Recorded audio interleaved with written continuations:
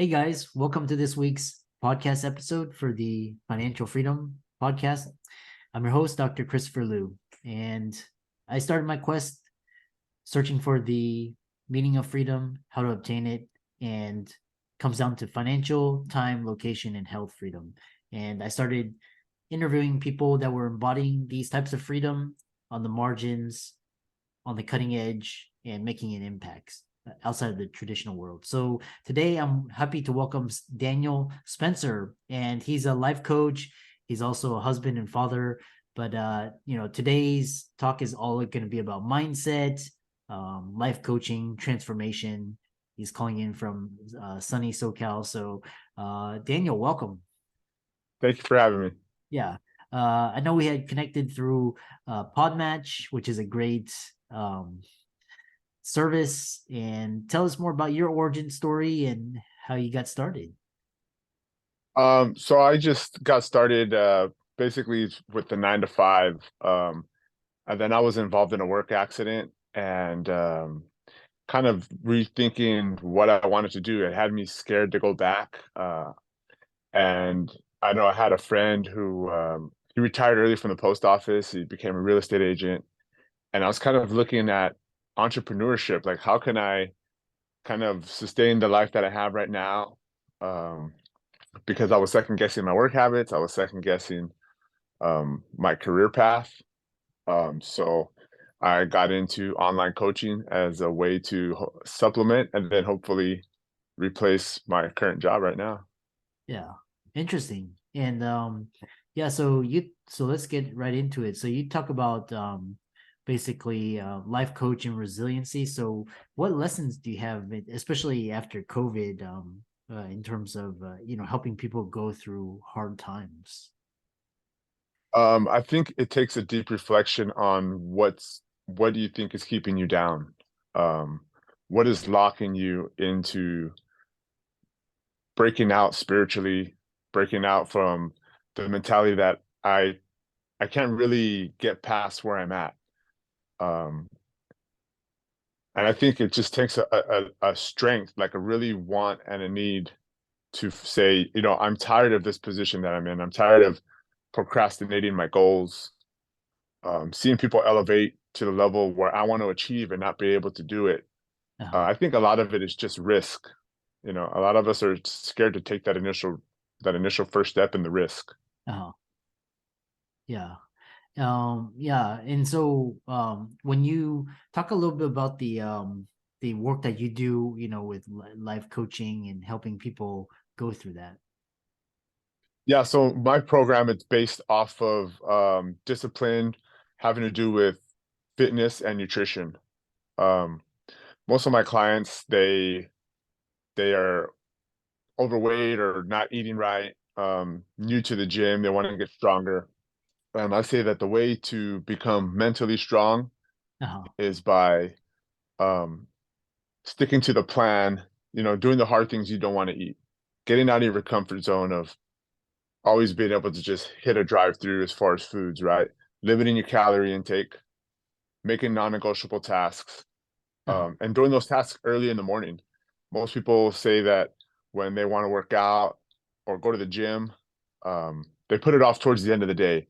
Well, the Uh-huh. whole day you're sitting there dreading the fact that I have to go to the gym later. I have to go later. And then you'll make an excuse and you'll miss, right?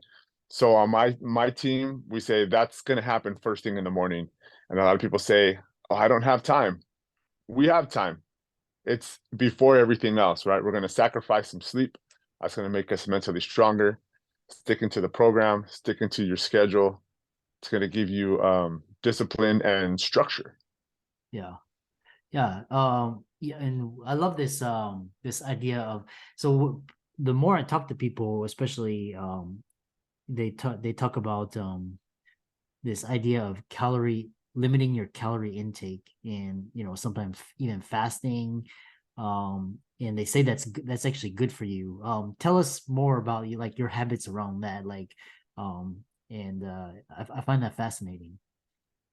So the way my coach puts it is the way that our ancestors used to really find themselves and find spirituality was through fasting and starvation, right? He says that you can really, once you put yourself in that stressful situation of limiting your foods, you can really find yourself.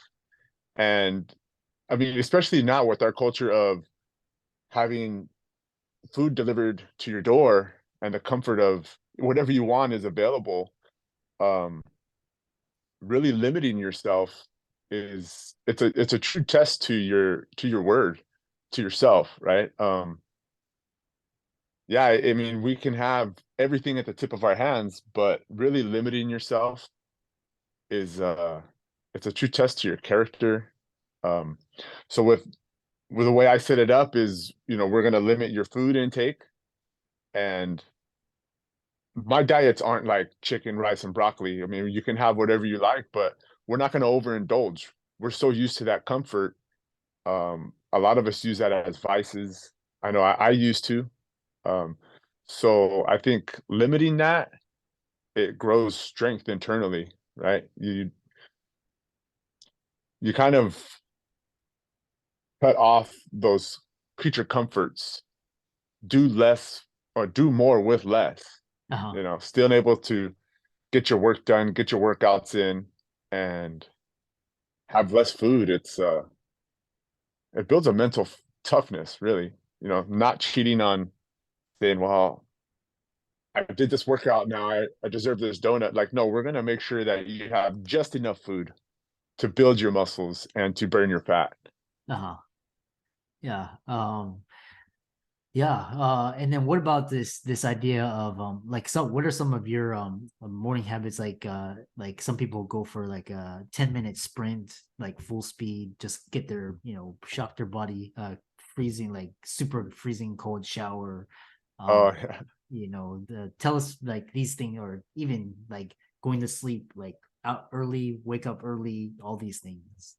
yeah, my sleep is very limited. And people ask me about my recovery. Do you do ice baths and cold plunges? And I don't do any of that. I just don't have the resources. I have a swimming pool, but I hate the cold. I'm wearing a sweater right now in my house. Right? I don't like being cold.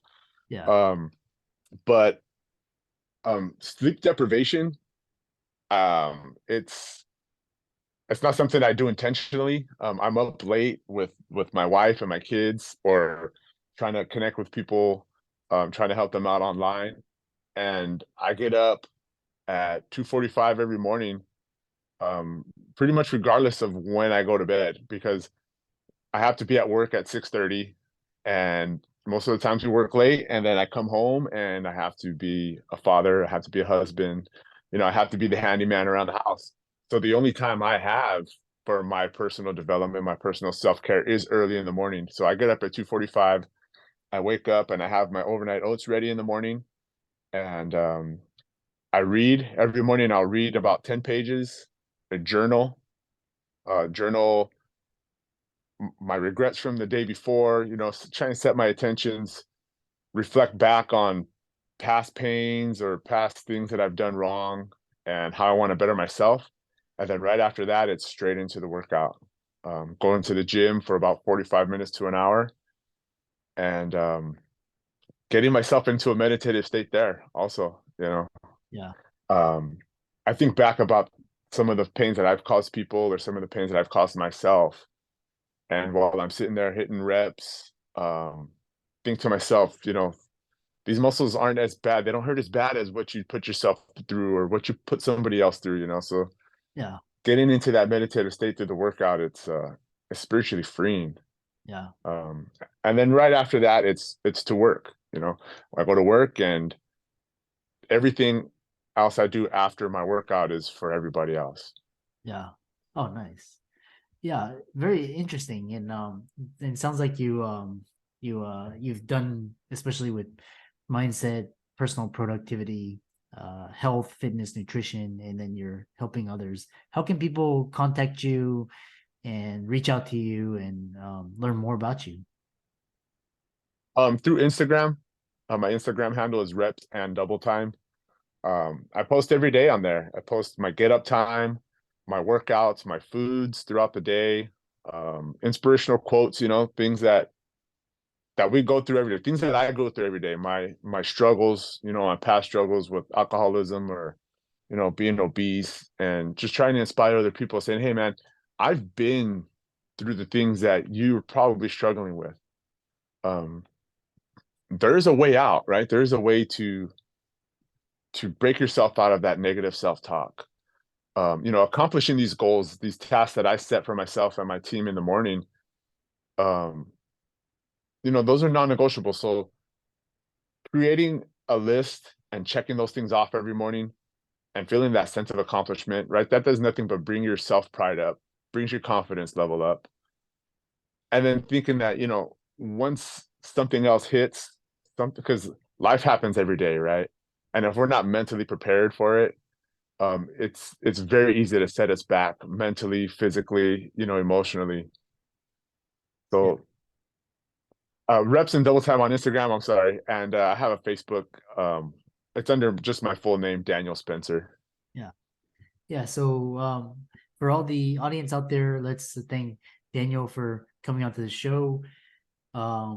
Especially this idea of this Spartan and kind of this idea of stoicism, just bare minimum, and productivity, Yeah. mental toughness. All of his resources will be in links in show notes. Be sure to follow him on social media. And with that, thanks so much for coming onto the show. All right. Thank you.